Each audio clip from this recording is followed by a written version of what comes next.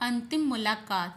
यह कहानी दो ऐसे प्रेमियों की है जो एक तो होना चाहते थे मगर हो न सके, क्योंकि इनके बीच जाति की कभी ना पटने वाली गहरी खाई थी। इसके मुख्य किरदार निकुंज और वंदना हैं।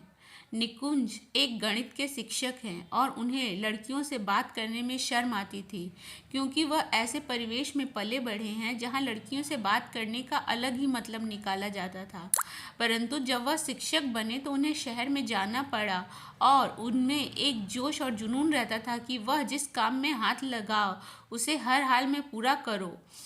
वह बच्चों को पूरे दिल से पढ़ाते और न पढ़ने पर सजा भी देते। केवल उत्साहित करने के लिए सभी बच्चे उनसे प्यार से पढ़ते और बोर्ड की परीक्षाओं में अधिक से अधिक अंक लाते। 2 साल बीत गए। फिर स्कूल में गणपति महोत्सव का त्योहार आया। उसमें पंडित जी को बुलाया गया जो मूल रूप से उन्हीं के गांव के थे। अरे हाँ, एक चीज़ तो मैं बताना ही भूल गई। निकुंज अपने ही चाचा जी के स्कूल में पढ़ाते थे, जो कि निकुंज को बहुत प्यार करते थे। उस गणपति महोत्सव में निकुंज के चाचा जी पंडित जी से कह रहे थे कि मुझे अपने कॉलेज के लिए टीचर की आवश्यकता है, जो कि कॉमर्स की हो। तो पंडित जी ने कहा कि मेरी बेटी वंदना एमकॉम कर रही है, चलेगा क्या? फिर चाचा जी ने कहा चलेगा। फिर वंदना कॉलेज आने लगी। कुछ दिन बीत जाने पर निकुंज और वंदना की मुलाकात होती है। वे एक दूसरे को पसंद करने लगते हैं और यह बात निकुंज वंदना से कह देता है कि मैं तुम्हें पसंद करता हूँ और तुमसे ही विवाह करना चाहता हूँ। वंदना कहती है, सारी चीज़ें मन की पूरी नहीं होती है और मुझ में और आप में सबसे बड़ी खाई हमारी जाति ही आएगी। आप पिछड़े वर्ग से ताल्लुक़ रखते हैं और मैं ब्राह्मण कुल से हूँ और हमारे रिश्ते को कोई स्वीकार नहीं करेगा। बस निकुंज को पता चल गया कि आग दोनों तरफ लगी है, तो वो कहता है, कोई बात नहीं, मैं अपने चाचा से बात करता हूँ, वो अवश्य हमारा साथ देंगे। पर उन्हें यह कहाँ पता था कि अब उनकी मुलाकात भी शायद न हो। निकुंज वंदना के वियोग में आत्महत्या का प्रयास करता है, परंतु उसका दोस्त शहनवाज उसे बचा लेता है और कहता है, सच्चे प्यार में जुदाई तो होती ही है, तुम्हें अपने माँ बाप के लिए जीना चाहिए। पर निकुंज वंदना के लिए आज भी बेकरार है, जबकि वंदना की शादी उसके माँ बाप ने ज़बरदस्ती किसी और लड़के से करा दी।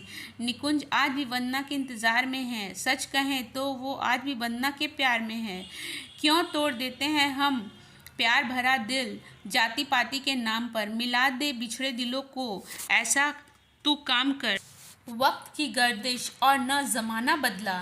पेड़ जब सूखे, परिंदों ने भी तब अपना ठिकाना बदला। हवाएं अब भी बह रही, कुछ मौसम के खिलाफ। मुसाफिर ने थक कर फिर अपना जनाजा बदला। बड़ी देर तक दोनों खामोश बैठे रहे। दोनों में कुछ भी बातें ना हुई। आखिरकार निकुंज हंसकर वंदना के बाल सहलाने लग गया।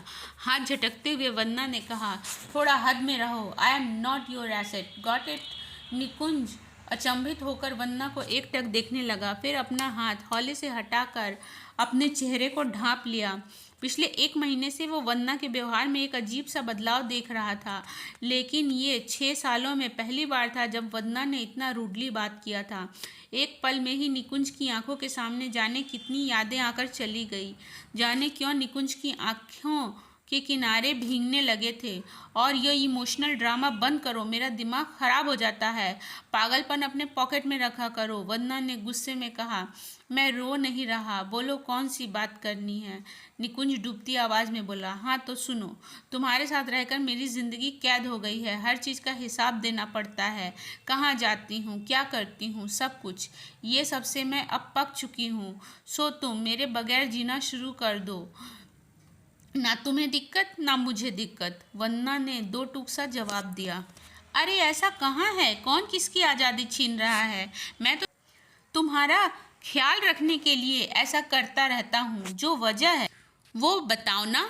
मेरा दिल नहीं मान रहा। निकुंज ने खुद को संभालते हुए बोला, केयर माई फुट। तुम सब केयर का हवाला देकर हम लड़कियों की आज़ादी पर डाका डालते हो और इस मुलाकात को आखिरी समझना।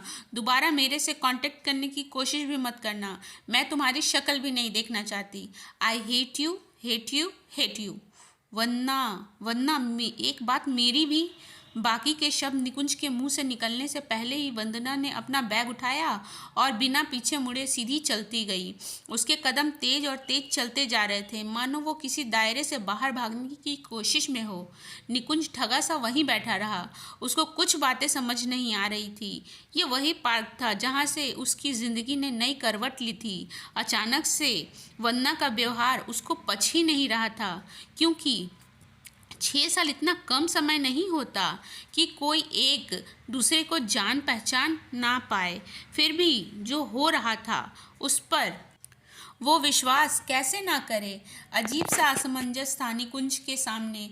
दुश्मनों से तो लड़ा जा सकता, पर यादों से लड़ना आसान काम कहाँ। निकुंज थोड़ा शांत हुआ तो देखा एक रंग बिरंगा कार्ड उसके बगल में गिरा हुआ था। वंदना वेड्स अजय। बस बाकी माजरा निकुंज के आगे आईने के समान साफ था। वंदना का बदलाव इसलिए था कि वो मेरे दिल में नफरत भर सके। वो धीरे धीरे पार्क से निकलने लगा तो देखा वंदना पार्क के एक कोने में बैठी धीमे धीमे सिसक रही थी। वंदना, एक बार सुनो तो मेरी बात, वंदना ने आवाज़ लगाई। निकुंज की आवाज़ सुनकर वंदना आंसू पोंछते हुए झट से पीछे घूमी और बोली, गधे नालायक, तुम्हारे भेजे में कोई बात आसानी से आती ही नहीं।